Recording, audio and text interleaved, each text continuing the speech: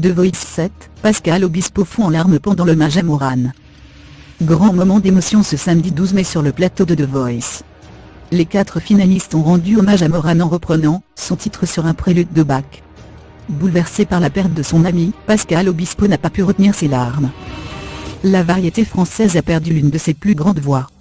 Ce lundi 7 mai, le corps sans vie de Morane a été découvert à son domicile, dans un quartier de Bruxelles. Selon les premiers éléments de l'enquête, la chanteuse aurait été foudroyée par une crise cardiaque, alors qu'elle se trouvait dans sa baignoire. Une mort brutale et soudaine qui laisse dans le chagrin et la douleur sa fille unique Lou, mais aussi ses amis artistes, qui sont nombreux à témoigner leur tristesse sur les réseaux sociaux. Véritable monument du patrimoine belge, la mémoire de Morane a été immédiatement saluée et honorée par son pays natal. Ses plus belles chansons ont été diffusées, le lendemain de son décès sur la Grand Place à Bruxelles, et un square situé à proximité de sa maison, a été rebaptisé à son nom.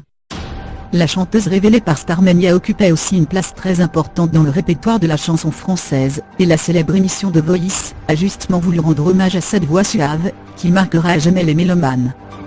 Chers amis, avant de poursuivre, nous voulons rendre un hommage car c'est une part de notre patrimoine musical, qui s'est envolé vers les étoiles en début de semaine de façon violente, impromptue. Morane est à l'une des plus belles voix francophones. C'était une chanteuse intense, une belle personne, une belle âme aussi, touchante, aimante, généreuse. Le samedi soir, elle aimait commenter l'émission sur les réseaux sociaux avec humour, avec générosité. Elle nous taquinait parfois.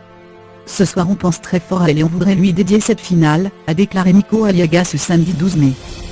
Les 4 talents des différentes équipes ont donc laissé la compétition de côté pour unir leur voix sur le sublime titre sur un prélude de Bach de Morane.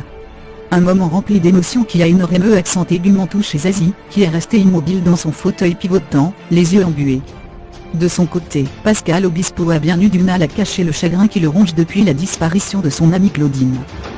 En larmes dès les premières notes de piano, le nouveau coach de cette saison n'a pas réussi à se lever pour féliciter les jeunes chanteurs pour leur belle prestation. Les chagrins lourds, les peines qu'on bricole résonnent encore trop fort dans l'esprit de Pascal Obispo.